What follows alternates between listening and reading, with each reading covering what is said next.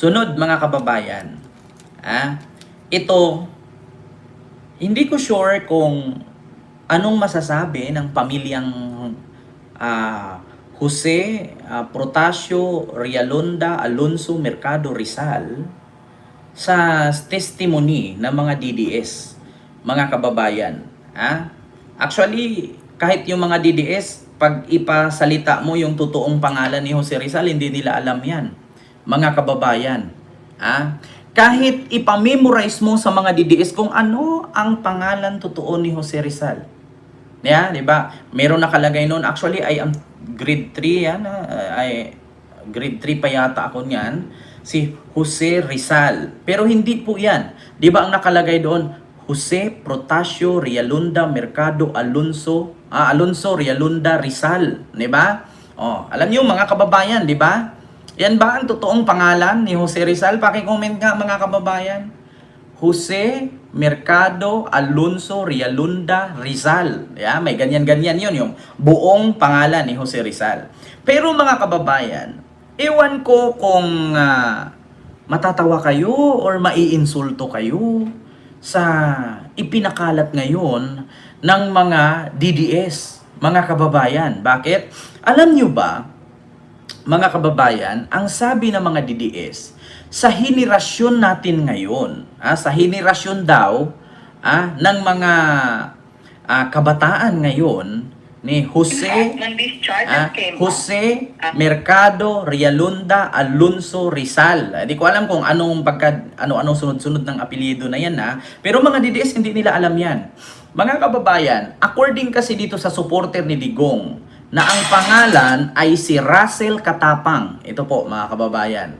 Lakihan ko lang po Ito po, si Russell Katapang, ayan, si Russell Katapang, isang DDS supporter, na ang sabi niya, para sa akin, si Tatay Digong ang Jose Rizal ng ating henerasyon, minahal ang ating bayan pero itinapon sa kulungan. Ipinaglaban ang mga Pilipino pero sa mga banyaga ipinagkanulo.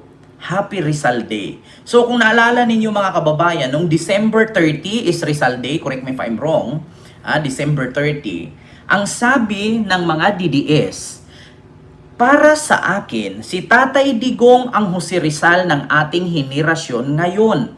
Minahal ang ating bayan pero itinapon sa kulungan. Ipinaglaban ang Pilipino pero sa banyaga ipinagkanulo. Happy Rizal Day. Jose Protasio Rizal Mercado Y. Alonso Realonda Rizal. Ganun ba yun? Ma'am Jana Calunya. So ngayon mga kababayan, sa mga DDS na nagsabi na si Digong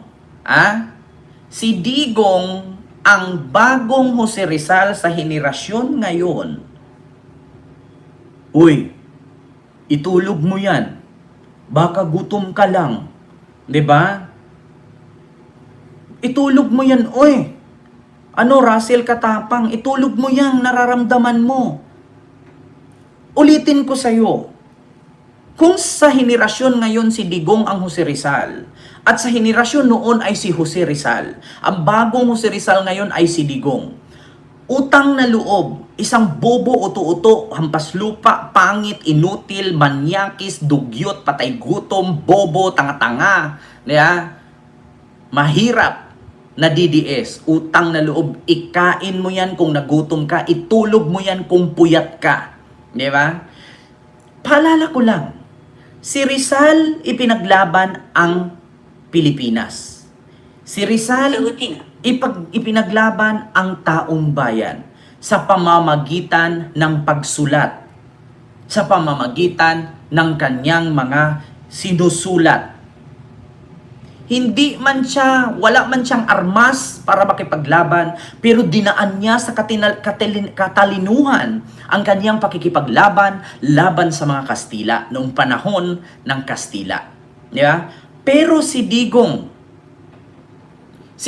minahal ba talaga ang taong bayan?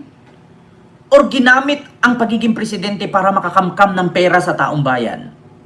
Tandaan mo, Russell Katapang at sa mga DDS na nanonood sa akin ngayon, Si Jose Rizal napakamatay para sa bayan. Si Digong pinatay ang sambayanang Pilipino para magmukhang hero. Magkaiba po. Ang layo po, mga kababayan.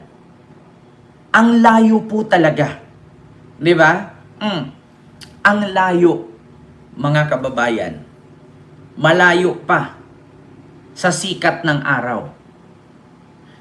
Ulitin ko ha, mga kababayan. Basahin natin yung comment ng post ni Russell Katapang.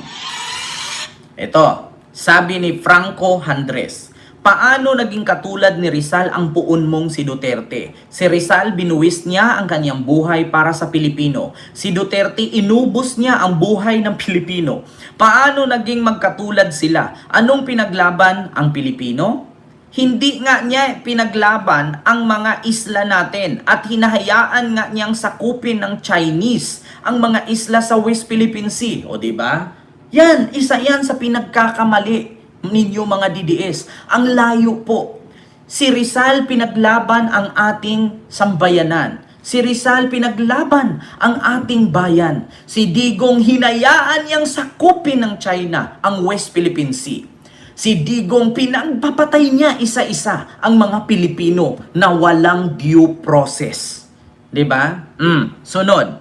Tayo ang pinagkanulo ni Duterte sa dayuhang puro Chinese ang naghaharian sa Pilipinas noong panahon niya.